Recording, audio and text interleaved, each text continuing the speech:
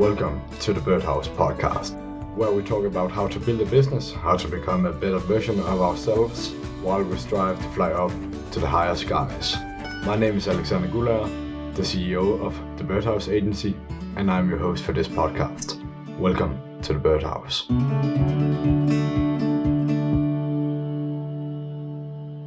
Welcome everybody, my name is Alexander Guller, and welcome to the Birdhouse podcast. Today we have Wynne once again. Hello Steven. Hello. Good to see you again. Good to see you as always. Hope it's been good while we've been apart. It's been a roller coaster, but yeah. You talked a little about yeah, some experiences that I wish I don't have sometimes. Yeah, same here. Just had a lot of business change, so hopefully I can get back up. And figured out, we talked about this last time, but figured out some family stuff. Just got some good boundaries set in place, and so for there, it's just been very busy the last couple weeks with stuff with fraternity, with business, with personal life. So it's been quite a busy past couple weeks. Sounds good. Well, I'm glad to hear that you have sorted it out, at least to some degree. We talked on the last call about some things that we should hold each other accountable for, and one of the things were actually clearing up some of the shit that we got going on. So, was that all of the shit that you could clean up, or are you still lacking a bit on it? So sorry, I do not remember what all we talked about. What did we talk about? What stuff did we want to clear up, or was that with family stuff or with stuff beyond that as well? I think it was primarily with the family stuff, with the setting boundaries, but that's... Yeah, so I got that as best figured out as I could, but I'm still trying to get myself on a more regular schedule, day to day, just to, because working for yourself and not having another job or a bunch of other activities, it's harder to set and keep a schedule. Yeah, it definitely is. But I'm glad to hear you did as good as possible.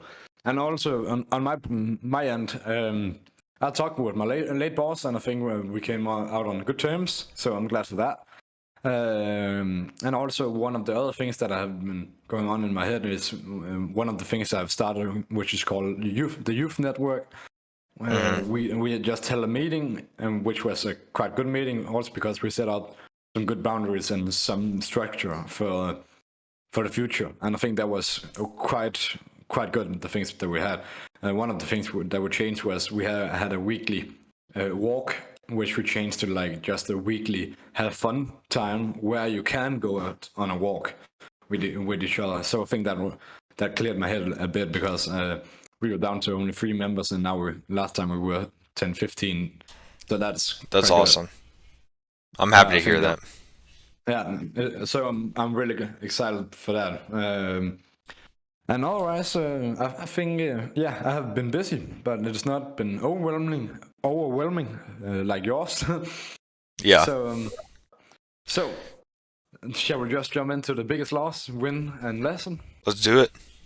So, Steven, you had a rough week. Please tell us about it. Biggest lesson, loss, and win. I guess biggest lesson for me has been just having all expectations very clear. And so this goes with my lesson as well, because I had some services of some companies got delayed by a month because I was talking with one person, and that person misconstrued information that I said. And so just having a better written out, better laid out like invoice and contract, making sure that the wording is very clear on what's month to month and what's yearly and what's one-time fee, and so just making sure that that's all cleared up and good. So that's both my biggest lesson and biggest loss are both tied in. the lesson came from the biggest loss. Yeah. Yeah. Um, Um, but I guess also biggest lesson is just make sure to plan out time. And so, can you elaborate? like your time throughout the week of creating time for business and time for personal stuff, it makes life a lot easier if you go. I am going to work from, I don't know, 8 a.m. to 10:30, and I'm going to work on this. So whether that's a marketing strategy, whether that's contacting clients, having a very clear set plan, because otherwise people can be pulling at you for time and that kind of thing, and you just won't get work done. Hmm. Yeah, I understand that. Yeah, and definitely. I know that feeling. Like everyone wants a piece of you. Yeah, so I've been a lot better about putting chunking out times within my schedule so that people just can't communicate with me then if they want to set up meetings or things like that, because I know I need to work on things here. It sounds good. And I also think that is one of the biggest lessons is making sure that you preserve your own time and not play by other people's schedules. Yeah, That you make sure that it's your own time. Also, then that's one of the ways that you can like dominate and be quite clear on what's your objective and not exactly. playing by others' objective. So the biggest win. I went to a networking event here in Manhattan, and so I'm in Manhattan, Kansas, for people not in Manhattan, New York. Um, so I went to a networking event and got some pretty good connections, and really happy with that.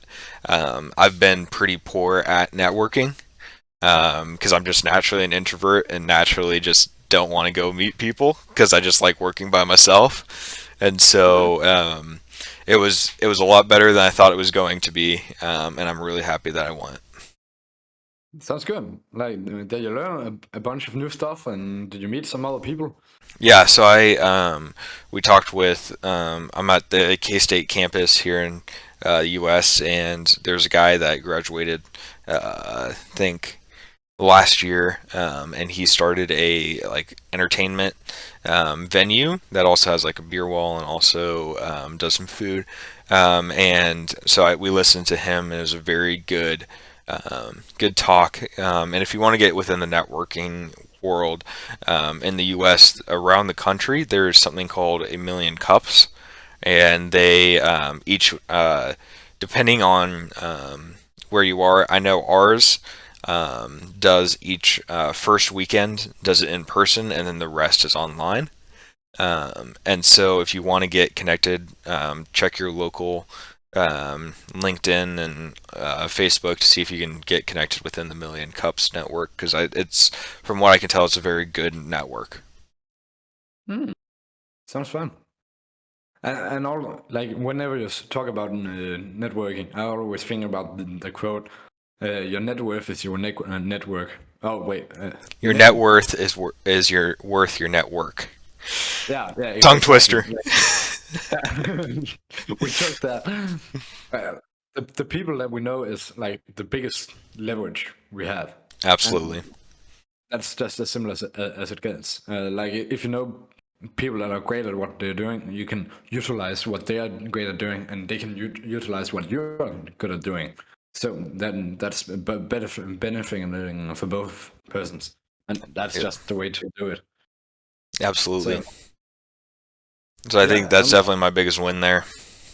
well, I'm glad to hear. I'm glad you got sort sorted some things up and met some new persons and all that. Yeah. So, What's I your think biggest what's your biggest loss? Let's start there. I actually want to start with my biggest win. Sweet. I think the biggest win for me was definitely clearing up some of the things that I have thought about, like that was taking up time on some of my thought space, like with my old boss and with the youth network. That was something that I spent a lot of time thinking about, which was quite I think since we set it up this way, I think it's quite good.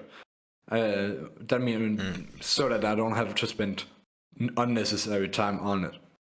And I think for the youth network, I really think that we put up a good structure for the future where a lot of people can join in and without doing much more and not pushing people. And I think my biggest loss, my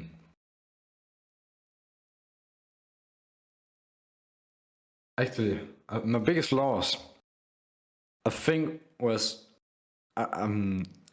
whenever your room and house is a mess, like with your whole personal life, there's just a lot of things that you can utilize to the full potential.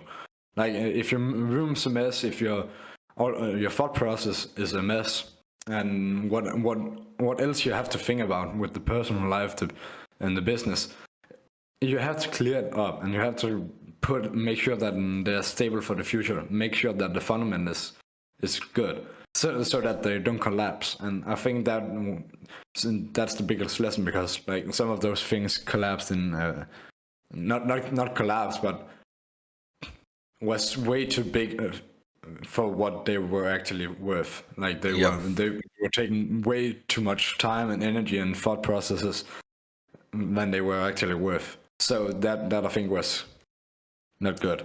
And also, like another lesson is also make sure that you know what you spend your time with, because as you also talked about, everyone wants a piece of you, but like you have to prioritize you and yourself. And I think that's always a lesson that can be relearned and have to be said multiple times. And at some point, we're probably going to listen. At least I am. At some point, a long way in the future, but at some point, yeah. But I think that's definitely a thing that it's a good thing to know. You have to prioritize what you want to prioritize, what your objectives are. Absolutely. So yeah, I think that was where my biggest loss, win, and lesson. Yeah. I got a quick question for you. As you were talking with like your environment and your brain, do you need every person's slightly different on this. Do you need your environment clean before you can like clear up your thought process, or do you need to clear up your thought process before you can clear up your environment? So for me personally, I have to get everything organized in here before I have the energy or have the like care to organize my environment. So if I'm not doing well up in my head, I'm not able to do well with like picking up my room and that kind of thing. But like my mom, she needs the house clean before she can like even process anything in her head. That's actually a good question. I think I'm more like you. Like I can clear it out of my head, and while the room is still a mess. Yeah. But I think that It whenever, definitely goes hand in hand. yeah, it definitely does, because like it's funny, because like whenever you have something that you know that you should tend to, like you always have that nagging in your head, like ah, you got to do this, you got to do this, you got to do this. Remember to do this and do that. Hmm. But I don't think. I think it's more like the thought process, the mind, and then the place. I think. Yeah. But I have never to put it in your terms. But I don't. I'm not sure that Yeah. um, You. if they are that much related. I definitely think that they're related in the way that if there's a messy room, I can use it for the things that I want to use it for. Like Yeah. if you have a table you have to work on, if that's messy, you can utilize that properly. Hmm. Like if you have like I don't know, a square feet or something like that to work on, maybe two, and half of that table is filled with paper and books and so on. You can utilize it Like Yeah. normally when I have on my desktop on my table, I have my computer with my two screens, and on that to the left side, I want to clear it out because that way I can write stuff down in a book or other things. Yeah. And if you don't have that cleaned up properly, you can't utilize the potential that you want the room to actually do. Hmm. That's just no go. So it's quite important Yeah. to clean up. Yeah. Um, Yeah. The reason I asked was I was just thinking about personalities. I I think I've told you this. I think this is the Meyer-Briggs version of it. If you've ever heard like four letters together, so like for me, I am a ISTP is what I'm categorized as, which I means introvert. S means sensing. Like I'll explain. There's introvert, extrovert for the first letter. That's where you get your energy from. So, do you get your energy from others, or do you get energy from being from yourself? So, like when you're with people, are you more energized after that, or are you more drained? And so for me, I run out of energy when I'm with people. I get more energy when I'm by myself. So like if I'm playing Minecraft or something, I get more energy from that than I would be playing board games with my friends. mm. Um, and well, this, well, go ahead. I'm definitely an extrovert. My Hmm. brother is an introvert. He likes to be alone a lot more than I do. Um, but I also think like I'm also a bit more a public figure here in where I live in. Hmm. Um, like I have been in the papers a few times and even on the front page and so on. And I think I'm quite open and I'm quite extroverted, and I think those goes hand in hand. Yeah, And I can get hyped on being with other people. Like yeah, I can get like manical yeah. hyped mental amounts of energy. Yeah, I absolutely can do that. It's just at the end of the day, are you more energized when you're with people or more energized when you're by yourself? With people. Yeah. Yeah. So, like a Jordan Patterson, I think he's an introvert. Whenever he's talking with others, he has introverted energy. So Mhm. he gets his energy when he's by himself, but he really does enjoy being with people. Of course, there's always a scale. It's like, okay, you're 25% introvert, 75% extrovert, and all that. Because I joke with people, it's like I'm an introvert with an extrovert tendency. Um, so I'm Of what? Of what? Of what? so like in high school, as much as I enjoyed being by myself, I was with people, um, all except for the times I was driving. So I was doing stuff from when I woke up at 5:30 a.m. Until about 10 p.m. I was with people, helping, doing school, all of that, doing sports. During that whole time.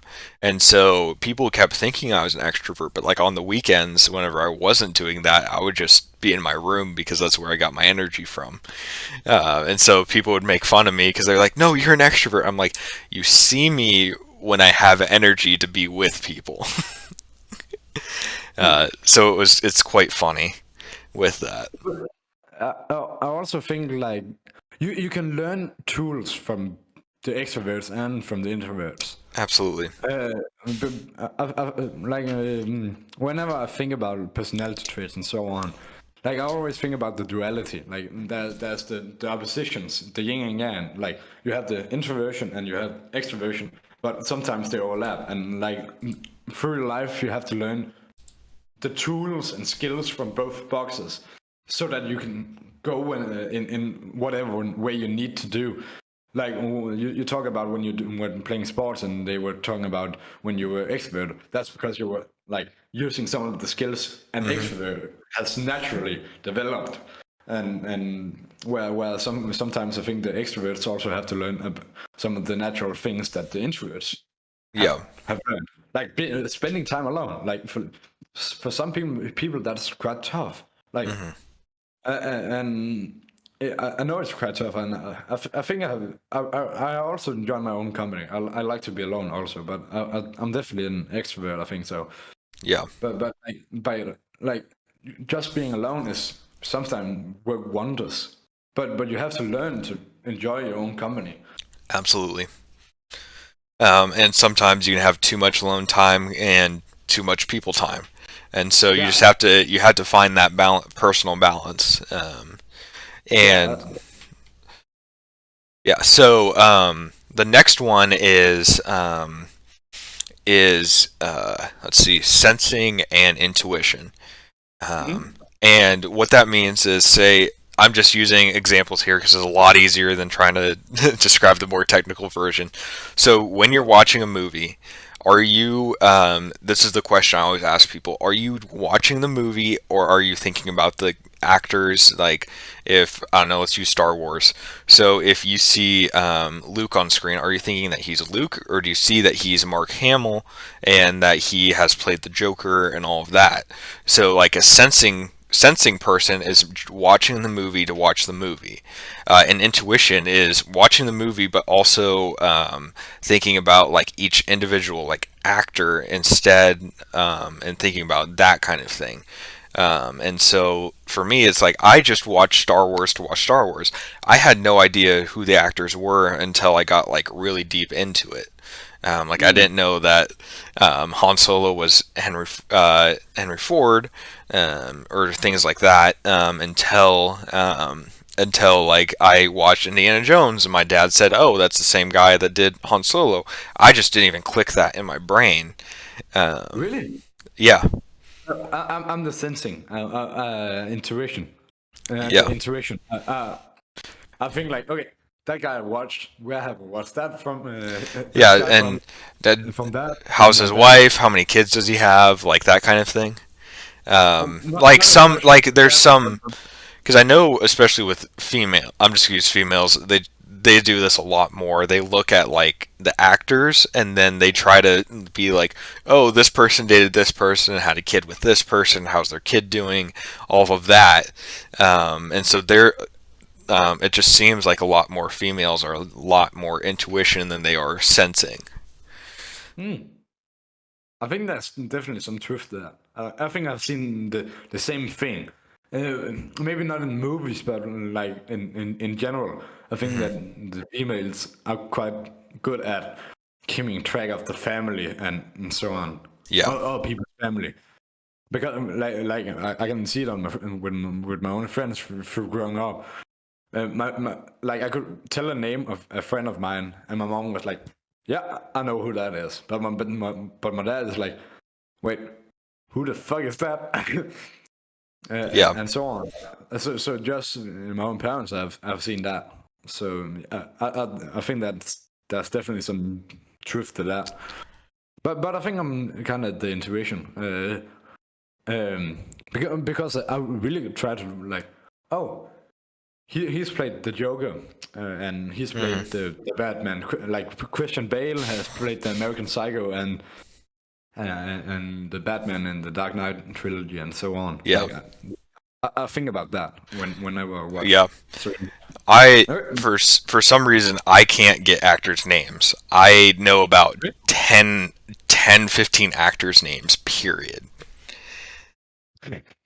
It's so bad when anyone's like, "Oh, do you know who Jennifer Lawrence is?" I'm like, "No." Like I don't have a face. I've seen her and I know that I've seen her in movies, but I can't picture her face. I can't picture any movie she's in, and so I just know that that's a name of an actor, and that's it. Fair.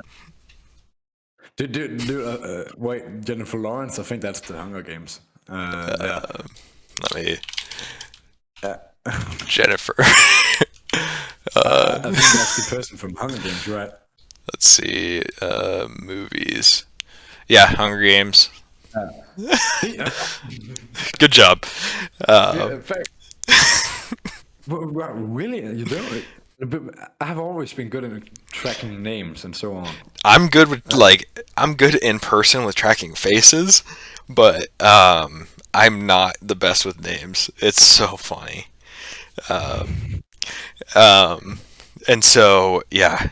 So the next one beyond the intuition and sensing is thinking and feeling. And the Okay. question I ask, again, these are pretty broad, does not fit every case and scenario, but Yeah. Yeah. so I I think just they overlap in some way. abs- Yeah. all of them absolutely overlap. But this is where I usually ask questions to see if somebody is one or the other. Mostly has the majority of it. Is okay when you walk into a room. Are there's this one's called feeling and thinking.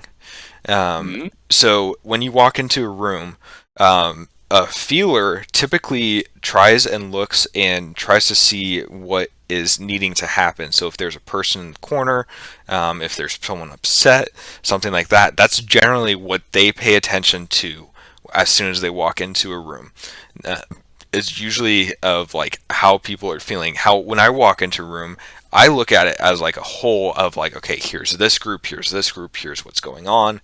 So when my mom walks into a room, she notices that there's a kid in the corner. And say we're at a camp or something. She notices that a kid's in the corner. I notice what's being played is the first thing Okay. that I do. And so generally, so for me, I'm a thinker. So I more try to look at like the process as a whole rather than like individual people. And a feeler typically looks at individual people, then looks at the whole. Okay, I want to like try to explain it, and please correct me if I'm wrong. So, Yeah. so a feeler was feeling the group, and then the individuals, and the finger was the individuals in the group. Yes. Okay. Uh, that I do not know. Because I think in general I'm Yeah. quite. So I just looked up this. Let's see if this helps a little bit. A thinker says, when I make a decision, I like to look at the basic truth or principle to be applied, regardless of the specific situation involved. A feeler says, when I make decisions by weighing what people care about and the points of view involved in a situation. If that clears it up. So when you're making a decision, are you looking at how it's going to affect people or how it's going to best, like the best outcome? And so if, say, we're making a decision and, I don't know, say I had to go do some other podcast that was scheduled at the same time. Do I look at it as, oh, you're going to be hurt if I do another podcast at this time? Or do I think, okay, this podcast has better audience reach, so that'd be better for me in the long run? Does that make sense? I think so. But I think it's quite hard to like distinguish because like sometimes I think about the other thing and sometimes I think about the first Yeah. thing. But I think generally I'm thinking a lot about the like the total rationale, like what's best on the long term, without taking care of the feelings and so on. Yeah. Like what's best. Yeah, and then the last one, last I'm just gonna get through this because I know eventually you have to go, so I just want to make sure we get through this topic. Um, Yeah, sure. so the last one is perceiving versus judging, and I know a lot of people have a lot of bad rap with the word judging, especially here in America. And so the difference between the two, as like we explained this a little bit earlier, do you have to get stuff organized in your head before organizing it outside?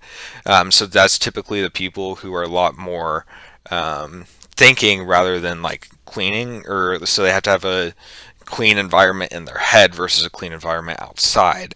So that's me. That's what's called perceiving. Judging is what's like they have to have a clean environment or they're like stressed out. Um, and so like my mom is definitely a J, and also my girlfriend is also a J. They both enjoy clean environments. So my girlfriend, before she has to do homework or anything, she has to make sure she has a clean workspace and all of that. If you take a look at my desk, I have a jar of peanut butter, I have cans on here, I have mail, I have screwdrivers, I have just a weird mix of stuff on my desk. And so for me, I have to get organized up here before I'm comfortable with working. Well, I think I'm also with the head first, but Like, perceive aggression. I don't know. because Yeah, again, there's going I, to be a little bit of both. yeah, yeah, Like for me, I have to have my computer organized before I'm able to work on it. If I feel like there's a bunch of files yeah, out of place and all of that, I don't feel like I can work on my computer. But if you look at my yeah. desk, it's a mess. Same, mate. Like my on my desktop, it's so clean. Like I have made folders for everything and like organized it like in a good way. But on my desk is fucking a mess. Absolutely. A mess, I tell you. Yeah. So, yeah, and I guess if we want to tie this back into business, I look at like looking at personalities and that kind of thing of how to figure out myself and where I'm best, like most useful. So, again, there are cases where certain personalities where they don't fit, but they excel at the position that they're in. I'm just going to say Yeah, that now before I continue. So, like, there's introverted receptionists that do great, but in general, you want an extroverted receptionist that they're greeting people, that they get energy when people come in, that kind of thing. And so I look at like personalities as figuring out where my talents are best used and where like my coworkers where they can be best used at. yeah. And also a comment to that is also what I understand that you look for is not making sure that this trade is good and this trade is bad. You're making sure that okay, whenever the situation is like this trade is very very good and this trade is very bad. Yeah, So so it's like okay, this one might excel in this area and this one will excel in this area. I don't look at it as like, oh, this I hate that this person has a judging personality, or I hate that this person's an introvert. No, they're both amazing. yeah, on different times. Yeah. Absolutely. And I think I can agree more. Like I think that's so wrong, so right. Because the world is a complex place, and the business is also complex. But like, sometimes the thing about the reason, the biggest prove, the biggest reason, no, the way that you can prove that there's a necessity for both traits, like on the difference, is if just evolutionary. If we didn't need one of those traits, it would have died off. Like it Absolutely. would have died early on in the evolution. Like human species are old. Like it's not changing unless it has to change. Absolutely. And if what we have now is working, it's working. Don't we're quite conservative when it comes to evolution. Don't change it if it works. Yeah, there are definitely things that can make stuff better, but Yeah, what's work if it works, don't break. Or sorry, if it ain't broke, don't fix it. yeah, exactly. Actually, like, do you know? I think it's the chimpanzees. They have black eyes or something, and we could also have black eyes, but we don't because this is more a bit of psychology. But for human persons, we watch. We get most of the emotions and motivations from also looking at people's eyes. Yeah? Absolutely. And you can see where people are looking if they have total black eyes. Hmm. So the genetics that coded for the black eyes died. Like they couldn't evolve. They couldn't. persevere, because people don't trust them. If the reason why we have whites around the eyes is to make sure that whenever I look at you, I can see where your attention goes, like what's important for you, because whatever's important for you, that's where you look at. That's what you look at, like generally. So the persons with the black eyes, you couldn't count on them because you couldn't figure them out what they wanted, what was precious for them, and so on. I don't just think that's such a fun fact. Yeah. One sec. Sorry, I had a roommate just pop his head in. But yeah, so I absolutely agree with that. Definitely. Yeah. Sorry, I just got super distracted.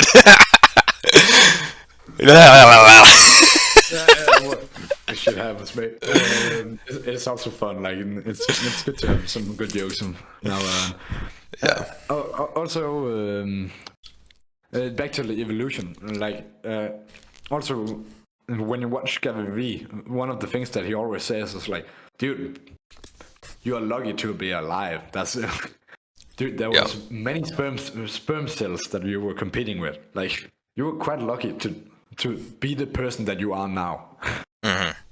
So be grateful, like the evolution and stuff like that. Is the biological factors is quite important, and I just think sometimes we forget about them.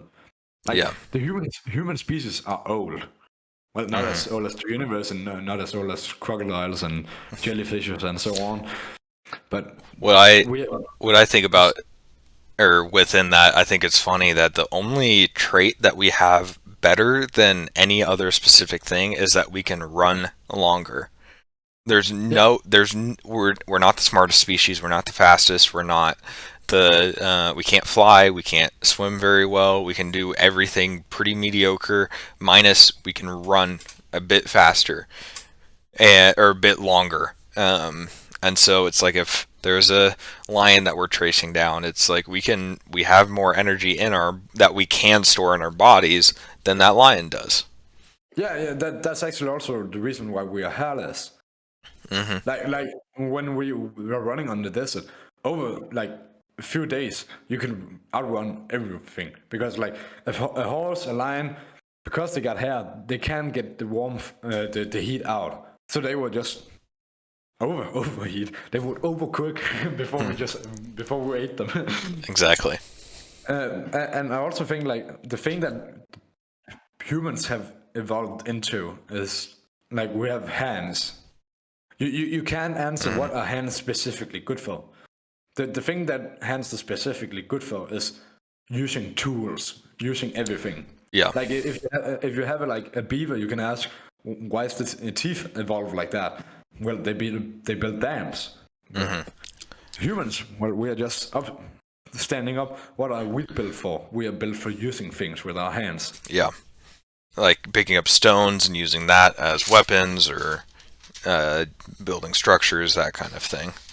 Yeah, and like look how far that got us. I don't think we got very far. We haven't been to space or anything, you know. Depending if the Earth's flat or not. but we still have above 500 feet towers. Yeah. Buildings. Yeah, I'm just giving you crap. Yeah.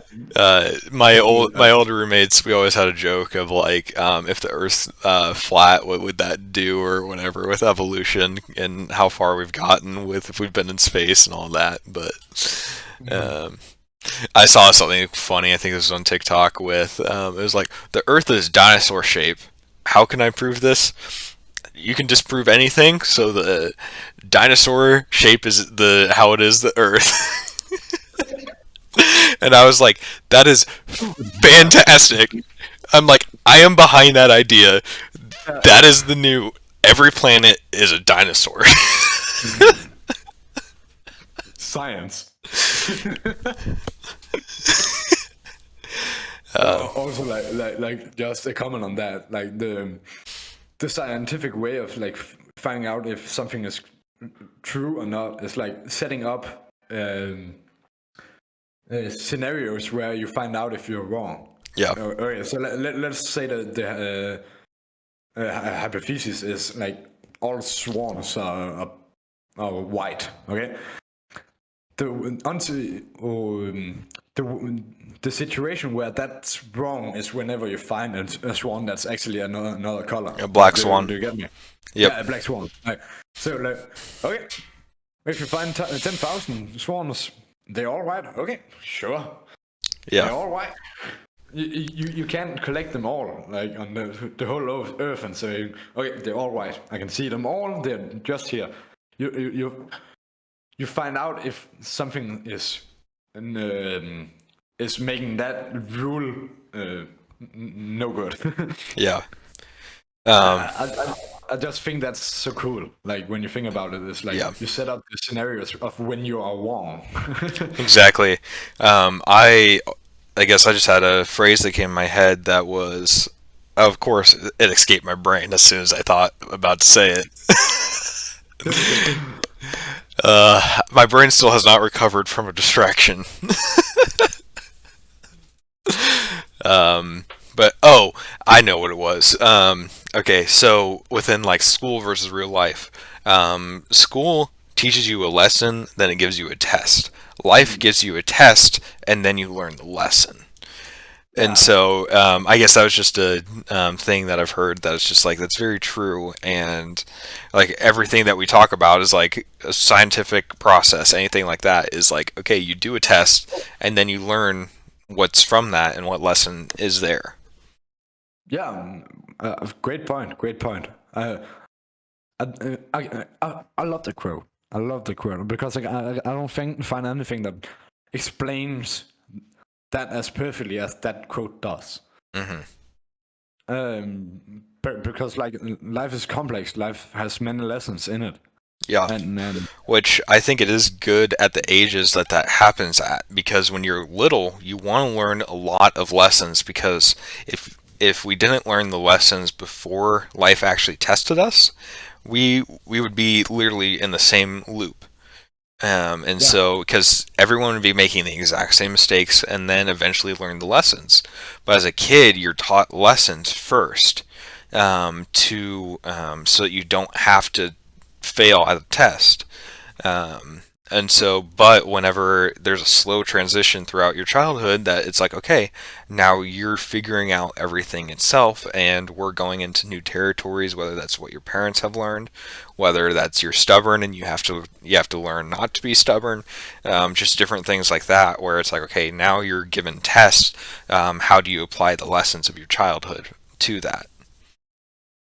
I think that I think there's definitely some truth in that. Yeah, I love that. Yep. And I also think like for the reason that when the world is set up like that, you also have to like always be sure and pay attention to what's happening so Yep. that you can extract the lesson. The lesson. Yeah, so you can extract the lesson. Absolutely. Because sometimes I think one of the worst tragedies that you can find is when people repeat the same mistake Over and like, over like, and over and over. over and over, and that's because they weren't paying attention to what the test was trying to give you, and what lesson the test was trying to give you. Yeah. And I think that's a good way to end the podcast. Yep. Pay attention what cards life deals you, and make sure that you understand the lesson from the test. Otherwise, you're going to repeat it. And then I guess our goals. Let's do this for a group. Both of us have this goal of what, as with our lesson, we talk about lessons each week. What's a specific test that happened that you learned that lesson from? So look. I guess I'm going to do this, and you're going to do this as well if you're up to the challenge of look for a specific test that happened to you, whether that's somebody challenged you, whether that's whatever it is. Look for a specific test and a specific lesson from that. Sounds good. Sweet. That's a challenge for all of you guys. Yep, you as well. If you want to put it in the comments, that'd be fantastic, and we'll We'd love to, we'll respond to it. So. Yeah, definitely. Cool. Right. Cool. See you, everybody. Peace.